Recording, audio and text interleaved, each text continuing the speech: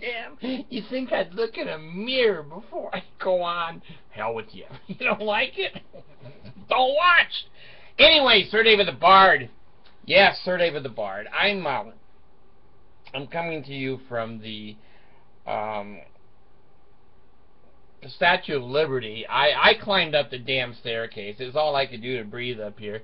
And then you kind of look out the little head window, and it's a bitchin' place. I've been here once before, and I told you in one of my other videos, I had a friend, Bruce, and I used to fly his little tri-pacer airplane, and we flew a circle or two around the Statue of Liberty, and had some beautiful shots of her. Now, you do that in a private plane today, they shoot your ass right out of the sky. They wouldn't even ask her a question. They'll say, that was a terrorist. Bard's up in his airplane. Anyway, I've got an interesting article for you now. Every time I think I have heard all of the excuses for weenie out of the pants stories in Utah, the Mormons come up with a new one. A book should be written on the reasons that Mormons have illegal intercourse with all girls from 1 day old to 100 days old, or 100 years old. Anyway, let me bring this up, and I've got a link. You can look on the link and see that the Bard doesn't lie. There's no reason to. I make no money doing this crap. Okay, here we go. This is in the Salt Lake Tribune, Wednesday, March 26, 2014, updated at 12:24 p.m. Utah man sent to prison in case of supposedly life-saving sex. How many women do I know that have screamed at me, David, Sir David the Bard, come and screw me, I'm dying.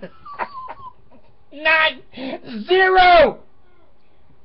How many times have I screamed it to the women? Millions. A million. I'm dying. So anyway, this guy had a hell of an excuse. Okay, this was down. A 50-year-old St. George man claimed he had sex with his unconscious neighbor to try to warm her and was sentenced to prison on Tuesday. How many girls do I know that go, Sir David the Bard, I'm cold, will you screw me? How many times have I said it? Millions. But I've never had a girl say it to me.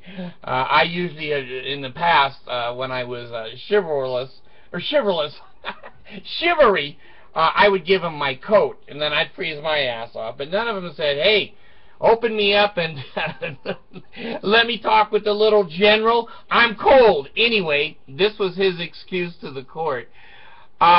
In January, Kelly pleaded guilty to a lesser second degree. I guess they had a plea bargain. They hate these cases in Utah court, and did admit guilt. According to the plea agreement documents, Kelly found the woman on a neighbor's front porch. Just don't go through the neighborhood, Mormons, looking for cold women on other people's porches. No boundaries. I tell you constantly, the Mormons have no boundaries. Okay, she was cold, unresponsive, and struggling to breathe.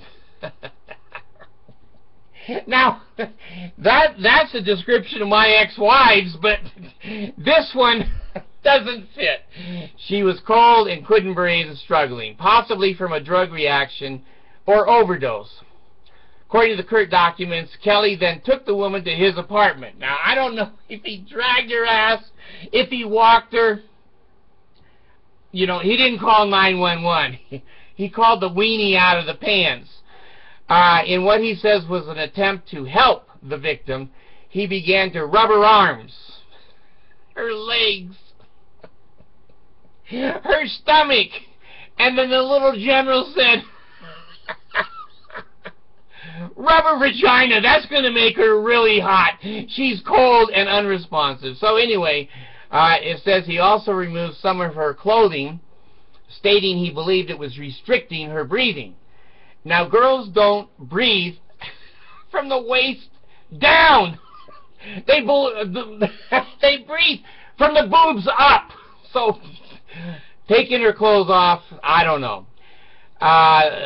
Let's see. He said in the court, these actions, in other words, taking her clothes off and rubbing the hell out of her, he became aroused and inserted his penis inside the victim's vagina. Usually we call that rape. She can't give consent. She's unconscious. Okay, she's unconscious. You know, he may want to work at a morgue. Those guys, you know, they're cold and stiff, but, you know, hey, that's what they like. The woman was unconscious throughout the incident. Again, it sounds like my ex-wife. And never consented for sex, according to court documents. After the woman vomited, Kelly stopped the sexual contact and called 911. I've heard this a million times as a counselor. You girls, if you're being raped, if you can throw up or manage a BM, the rape is over. The rape is over. She threw up. When police arrived responding to an unconscious person call, they said they found Kelly inside the apartment giving her CPR.